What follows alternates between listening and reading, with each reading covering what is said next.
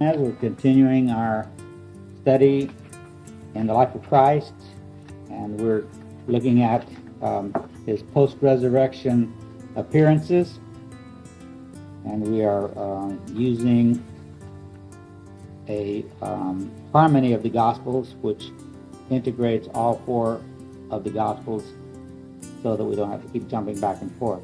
Okay, so just read first section. We're dealing with where Jesus appeared to 7 of his disciples by the Sea of Galilee. After these things, Jesus revealed himself to the disciples again, this time at the Sea of Tiberias, and he did so in this way. There were together Simon Peter and Thomas, called Didymus, and Nathanael of Cana of Galilee, and the sons of Zebedee, and 2 others of his disciples. Simon Peter said to them, I am going fishing. They said to him, we also are going with you. They went out at once and climbed into the boat, but that night they caught nothing. So when morning had come, Jesus was standing on the shore, though the disciples did not know that it was Jesus. So Jesus said to them, children, have you anything to eat? They replied to him, no. And he said to them, cast the net on the right side of the boat, and you will find some.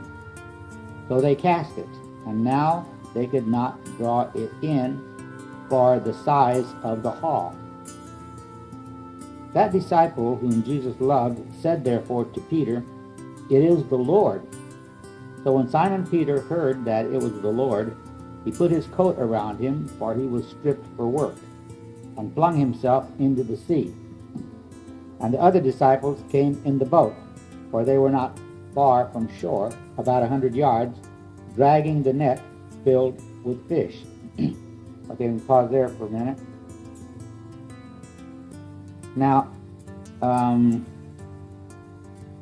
so far, all the appearances that we've talked about have been in Jerusalem and the vicinity, right around there where Jesus appeared to the disciples on the night that he, of the day that he rose from the dead. That was on Sunday night, and then there were 10 of the disciples there. Thomas was not there, and also Judas Iscariot wasn't there. So there were just 10 of the disciples. And then a week later, on the next Sunday night, Jesus appeared to the disciples in the same place. This time Thomas was there. So he's appeared to the disciples twice, and so this, it says it's the third time he appeared to the disciples. Okay, but that's not counting the appearances which he made to women. Several times he appeared to groups of women, and also the 2 disciples on the road to Emmaus. This is just counting the actual appearances to the disciples as they were gathered together. Okay, so now this we're now in northern country, up by the Sea of Galilee. It has several names. One is the Sea of Tiberias, the Sea of Galilee, and there's also another name for, like, I was just looking at this morning, I can't remember offhand what it is, Gennesaret, Sea of Gennesaret, or the Lake of Gennesaret. So it's three names at least that's used in the Bible. There might even be others that I'm not aware of at this time. But anyway, this is the Sea of Galilee, and it's in the north, and the River Jordan runs down the valley there. Has its source up in Syria, I believe, near where Mount Hermon is, and it runs down and empties into the Sea of Galilee on the north, and then it flows out of the Sea of Galilee, runs down the Jordan Valley, and then empties into the Dead Sea in the south, about even with Jerusalem. So now I think it's about 75 miles from Jerusalem up to the Sea of Galilee. So perhaps it is probably at least a week and a half now since Jesus rose from the dead, maybe a little bit longer. It takes 2 or 3 days to walk that distance. So we know that the disciples were in Jerusalem on Sunday, and we're not told what day of the week or anything this is, but if they had left on Sunday, they had been told Jesus had told the women to tell the disciples that he would meet them in Galilee. So by the time they walked up to Galilee, it would be a few more days. So it's probably a week and a half now since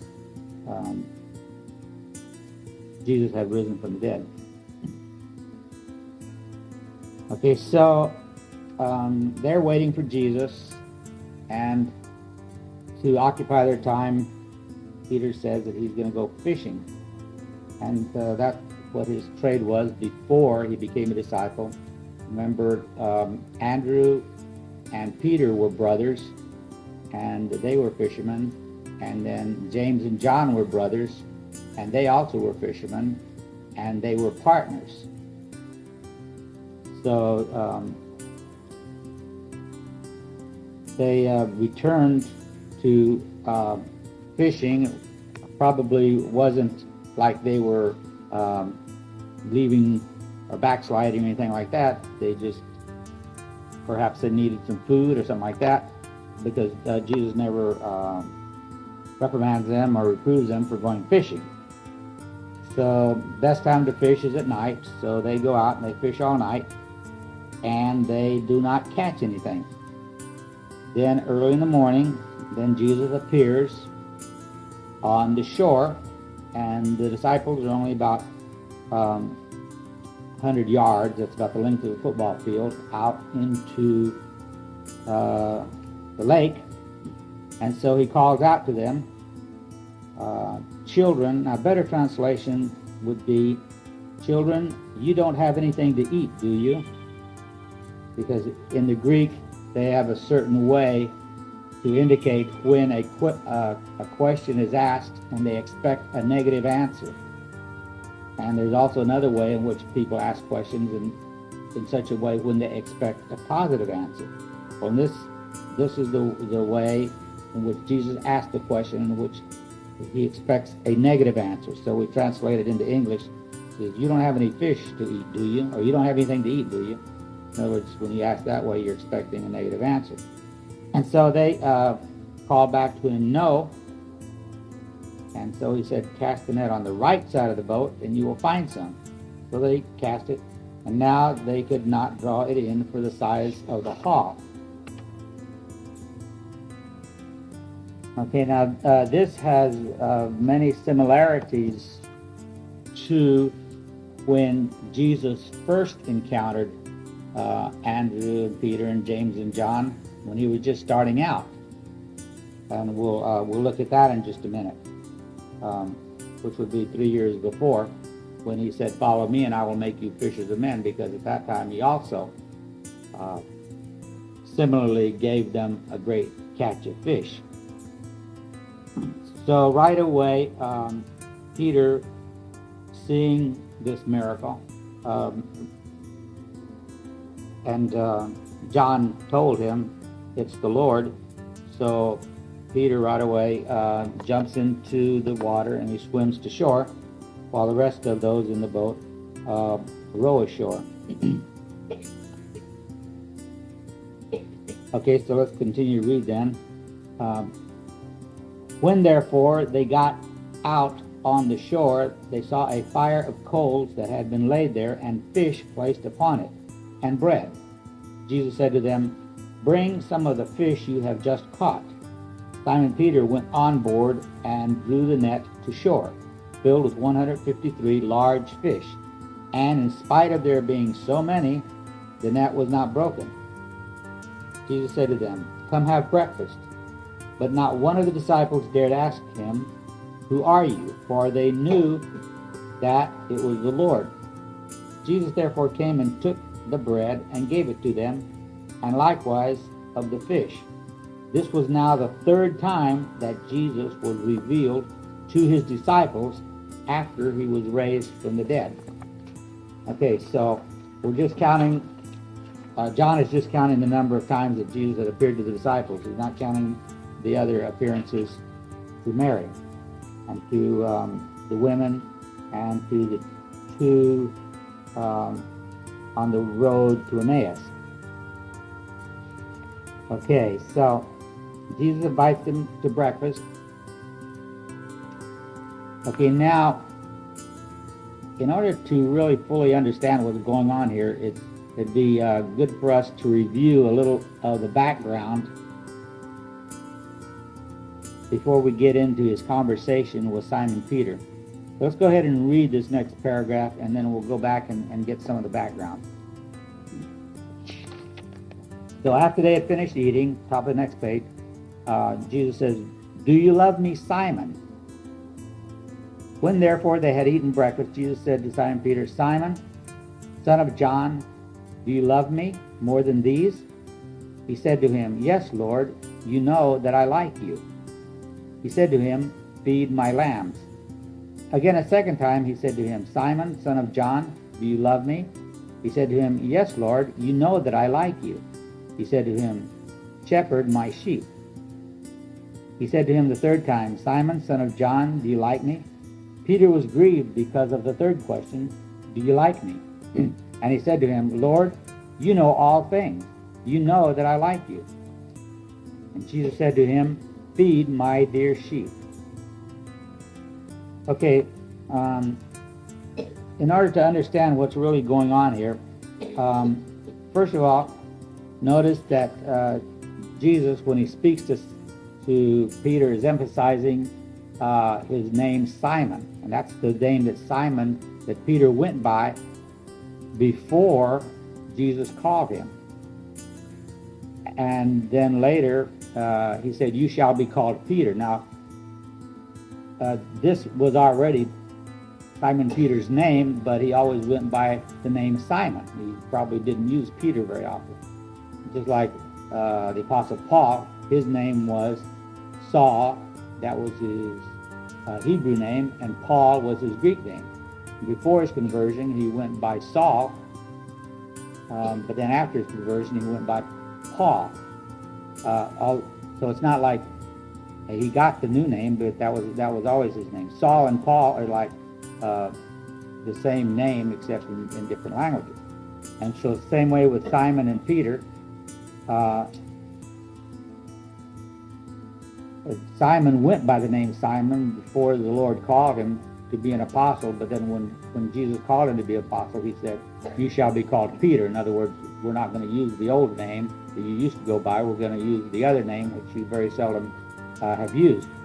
Okay, so now Jesus is reverting back to calling Peter Simon, as he was called before he became an apostle. And this is the first clue for this passage, maybe not the first clue, but of how serious was Peter's denial of Christ. Now, before Peter denied Christ, he was kind of the recognized leader of the apostles. But after his fall, remember when the cock crowed, he realized that he had denied Christ, and he went out and he wept bitterly. Well, we know that Simon is very sensitive to sin. I'm just going to read some passages to get the background on this. The first is in John chapter 1 and verse 41.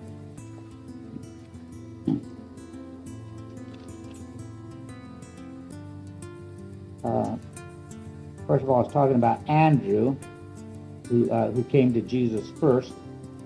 We'll go back to verse 40. It says, "One of the two who heard John speak and followed him was Andrew, Simon Peter's brother. He found first his own brother Simon and said to him, 'We have found the Messiah,' which translated means Christ. And he brought him to Jesus. And Jesus looked at him and said, 'You are Simon, the son of John. you shall be called Cephas, which is translated Peter. Okay, so Jesus now is going to say, we're going to use your other name, which means the rock. Okay, so Jesus is now going to use the word Peter, but in this passage we're studying this morning, he reverts back to Simon. And then after some time, as Jesus continued to gather disciples around him, in Mark chapter 3 and verse 13, Jesus went up to the mountain and summoned those whom he himself wanted, and they came to him, and he appointed 12, that they might be with him, and that he might send them out to preach, and to have authority to cast out the demons. And he appointed the 12, Simon, whom he gave the name Peter, and James, the son of Zebedee, and so forth. And it lists all the disciples. Okay, so this is the original, the first calling of the disciples, and their commissioning gave them the authority and the power to cast out demons and so forth. So this is their first commissioning, and when he chose them to be his 12 disciples. Okay, so the next thing we want to take up is Peter, right after the Last Supper, when Jesus is telling them that he is going to be going,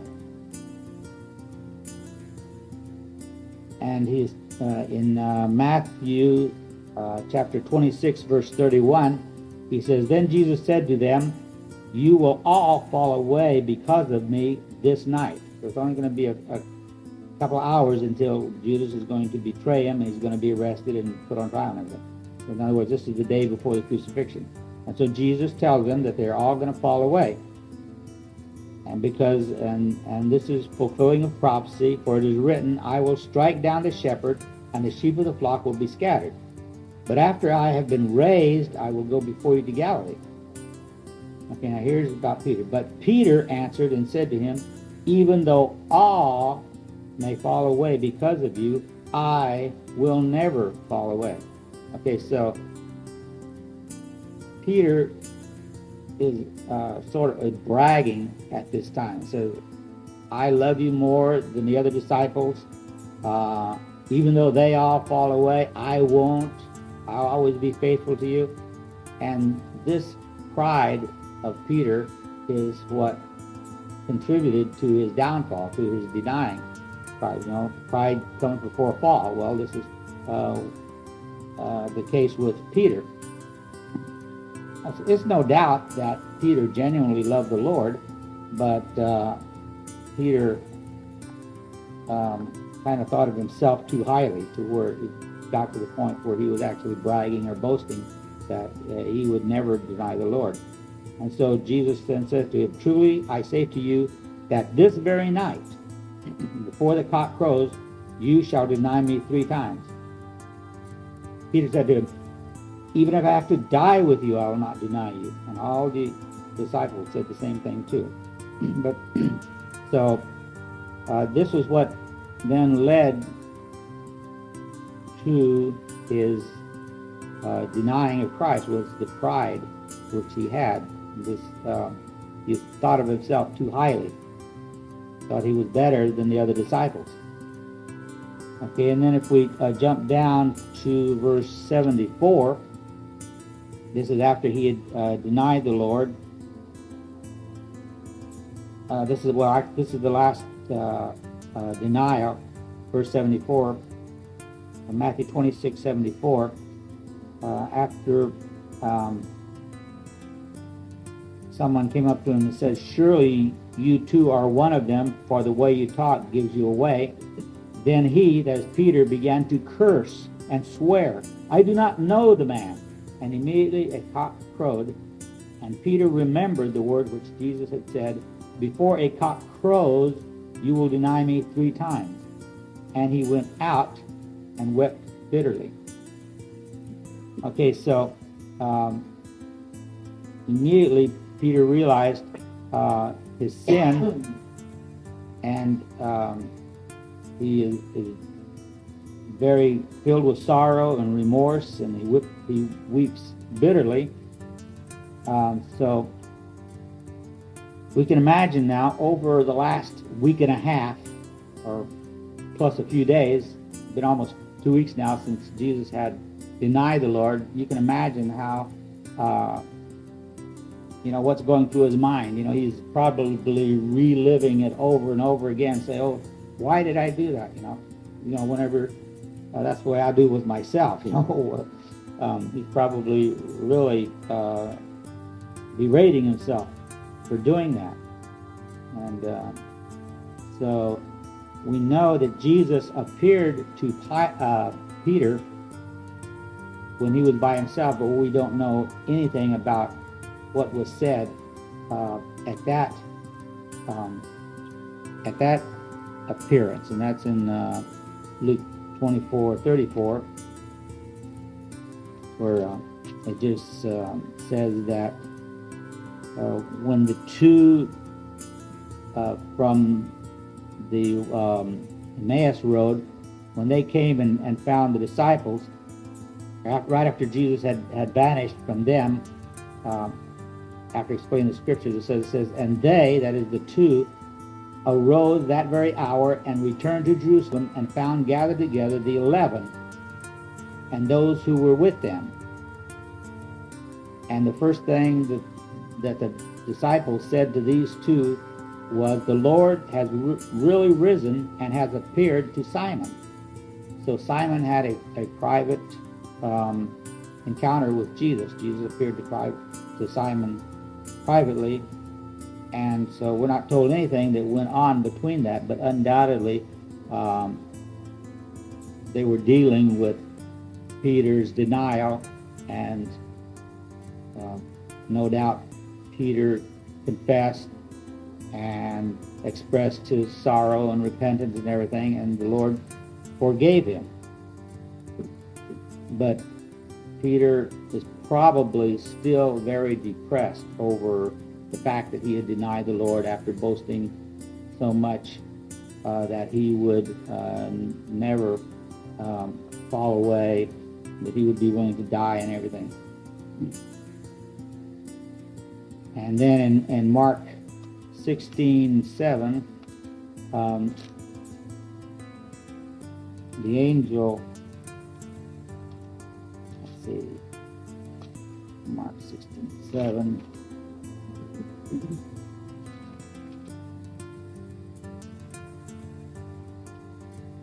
So, when the angel was talking to the women, the angel said, do not be amazed. You are looking for Jesus, the Nazarene, who has been crucified. He has risen. He is not here. Behold, here is the place where they laid him. But go, tell his disciples and Peter, he is going before you into Galilee. Okay, so even the angel makes special mention of Peter to show that even though Peter had grievously sinned, he did not lose his salvation, or he wasn't excommunicated or anything like that, because not only did Peter genuinely love the Lord, even though he had denied him, and the Lord also loved Peter. So now special consideration is given to Peter to restore him. And so the Lord had probably told Peter that he is forgiven and he was restored, but not back to leadership of the disciples. He is now one of them, but he is not the leader any longer. Before that, he was more or less the leader, but he is no longer the leader. He's just one of them. Okay, so now, with that little bit of background, then we come to this conversation which Jesus has with Peter, and there's a number of things in the setting. If we look in Luke chapter 5, that's where they were first called,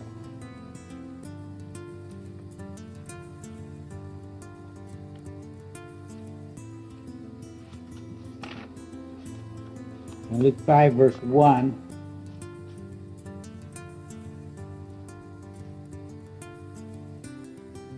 it says, "Now it came about that while the multitude were pressing about him," that is around Jesus, "and listening to the word of God, he, Jesus, was standing by the lake of Gennesaret." That's the same Sea of Galilee, the Sea of Tiberias, the lake of Gennesaret, just different names for the same body of water. "And Jesus saw two boats lying at the edge of the lake, but the fishermen had gotten out of them and were washing their nets. And he got into one of the boats, which was Simon's, and asked him to put out a little way from the land. And he sat down and began teaching the multitudes from the boat. And when he had finished speaking, he said to Simon, 'Put out into the deep water and let down your nets for a catch.' And Simon answered and said, 'Master, we have worked hard all night and caught nothing. But at your bidding I will let down the nets.' And when they had done this, they enclosed a great quantity of fish, and their nets began to break. And they signaled to their partners in the other boat," that would be James and John, "for them to come and help them. And they came and filled both the boats, so that they began to sink. But when Simon Peter saw that, he fell down at Jesus' feet, saying, 'Depart from me, for I am a sinful man, O Lord.'" So when he saw the miracle, he recognized that this was the Lord, the Messiah that they've been waiting for. Okay, "For amazement had seized him and all his companions because of the catch of fish which they had taken. And so also James and John, sons of Zebedee, who were partners with Simon. And Jesus said to Simon, 'Do not fear. From now on you shall be catching men.' And when they had brought their boats to land, they left everything and followed him." Okay, so there's certain similarities now between the time when Jesus first called Peter and James and John and Andrew, and now, which is about 3 years later, again at the Sea of Galilee, again he gives them a miraculous catch of fish. And again, Peter recognizes from this that it is the Lord. And another little interesting feature is the fact that Jesus has set up this fire, a brazier of some sort, and that would kind of suggest that when Peter denied the Lord, he was warming himself around a little fire. And so Peter has no doubt in his mind about what Jesus is driving at.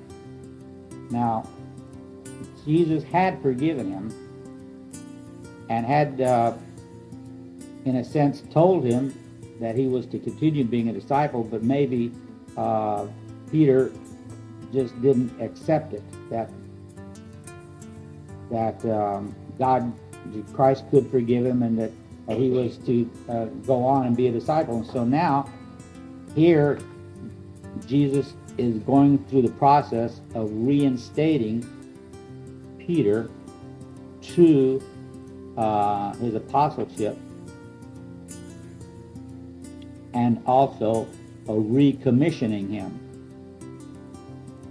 And this is very tender and very beautiful, and it helps us to understand that when we sin, we can be also forgiven and reinstated. It's not the end of everything, although there may be certain consequences that follow, and still the principle that you reap what you sow.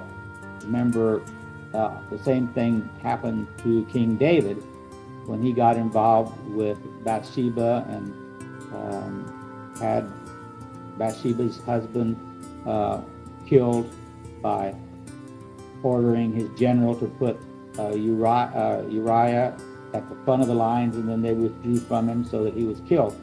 Okay, after that, David had trouble one upon the other. His son Absalom rebelled against him. He had that problem, and he had many other problems with his children and everything else. Although you can be restored, there's always consequences to serious sins, and so we must always be careful. We can never let down our guard, because even though we are forgiven, that does not mean that we are therefore exempt from the consequences of that sin. I know a lot of times when I'd be teaching over here at the Christian high school, catch the kid doing something, and they'd think that all they had to do was say they're sorry, and therefore they wouldn't have to have any discipline or punishment, and because that's the way so many people think. They think all I have to do is say you're sorry, whether you're sincere or not in your sorrow. And I know a number of times in class, somebody would say, "Well, I said I'm sorry," and I'd say, "Yeah, but you weren't sincere." That was a really eye-opener for them. But so many Christians have the idea that all they have to do is say they're sorry, and therefore